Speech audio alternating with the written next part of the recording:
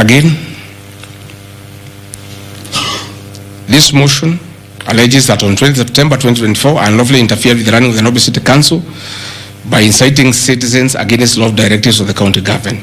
The leadership of Nairobi business traders approached me sometime in March 2024 at my official residence to discuss multiple issues affecting business and requested engagement in the resolution and intervention on these issues adverse to business. Consequent to this meeting, I directed that short, medium and long-term strategies be undertaken, coordinated by the Office of the Deputy President, to address the issues raised that are cross-cutting with the agencies including KRA, Kenya Post Authority, Counterfeit Authority, Kenya Bureau of Standards, the National Police Service, Kenya Corporate Board, given that the violation is under the Office of the Deputy President.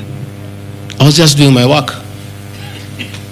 On 11th April 2024, the Small Traders and Government Agencies Technical Committee, coordinated by my office, held a meeting to discuss issues raised by the small traders, including Mudhurwa Market, attended by ODP staff in a supportive role in keeping with the draft framework of cooperation and engagement between government, Nairobi City County, and the Nairobi business traders.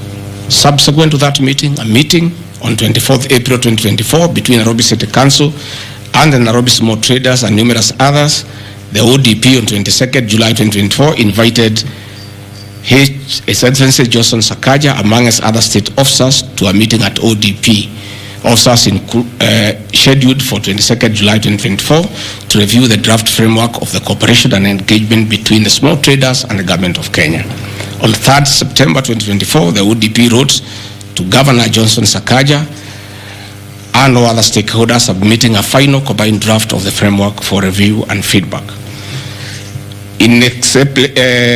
After all the engagement between all the parties and the draft framework, Governor Sakaja decided to arbitrarily proceed with the relocation of Mudhurwa Market. That gave rise to the cry by the people.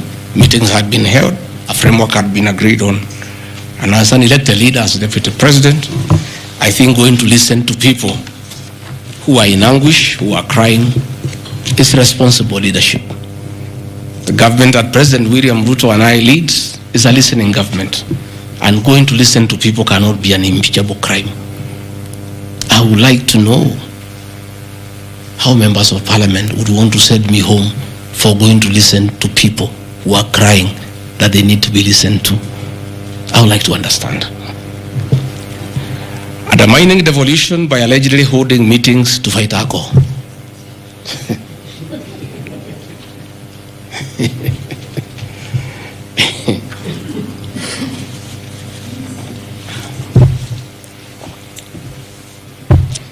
I think tomorrow will be the greatest circus. Or do I call it the theater of the absurd? That Deputy President Gachagua, undertaking duties assigned to him by the President to fight illicit brews and drugs across the country, should be impeached because by doing so he is interfering with the devolution. I held meetings in Nyeri, attended by Governor Kahiga, Governor Waiguru, Governor Irogo Kangata, Governor Wamatangi, Governor Kiari Badilisha. I held a meeting in Chuka, attended by governors of Embu, of Tharaka Nithi, of Meru. I attended a meeting in Mombasa, attended by governors of Kwale, a representative of the governor of Mombasa, the governor of Taita Taveta, a representative of the governor of Lamu, to discuss. I held a meeting in Nakuru, nearly with all governors present, and all of us jointly, under my chairmanship, the Ministry of Interior and Governors, we agreed on how to tackle the menace of illicit brews. And we have a good story to tell.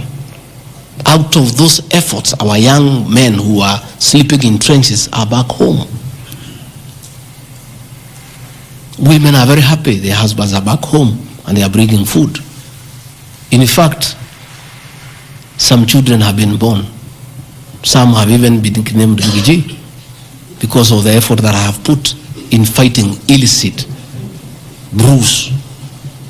I think the people of Kenya will be shocked to hear tonight that one of the accusations against their deputy president and why he should go home is because he led the battle to fight illicit brews and drugs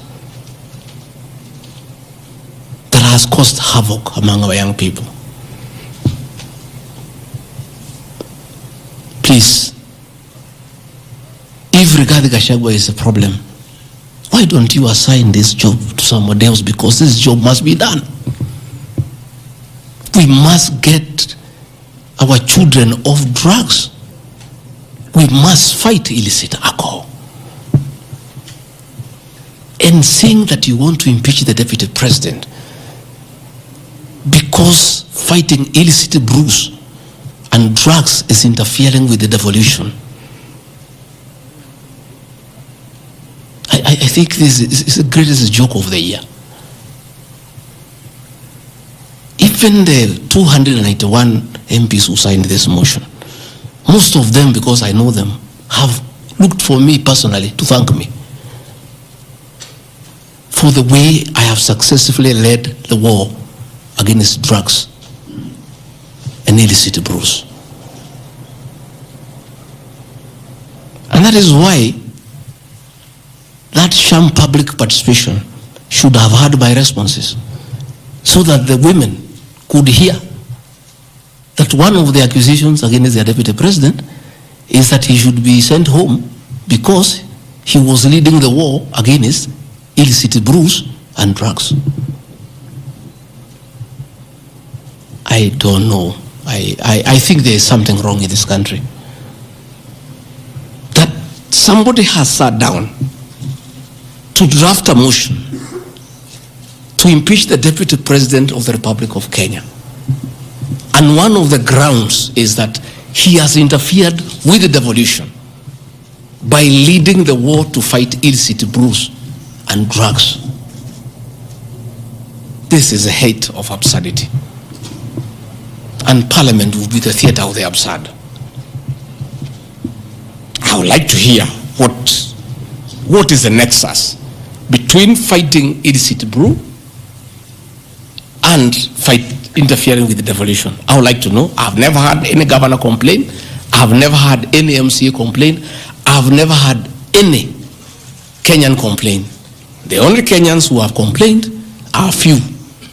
They are the manufacturers who are manufacturing poison under the guise of producing alcohol. Those are the only few ones. I beg the National Assembly and the Senate, most of the National Assembly, to save face, to consider striking this ground before the motion tomorrow, because it sounds ridiculous to the people of Kenya. Again, if Deputy President Rigathi Gachagua has to be sent home for fighting drugs and illicit alcohol, so be it. Sensational statements against the National Intelligence Service and its Director General and other officers.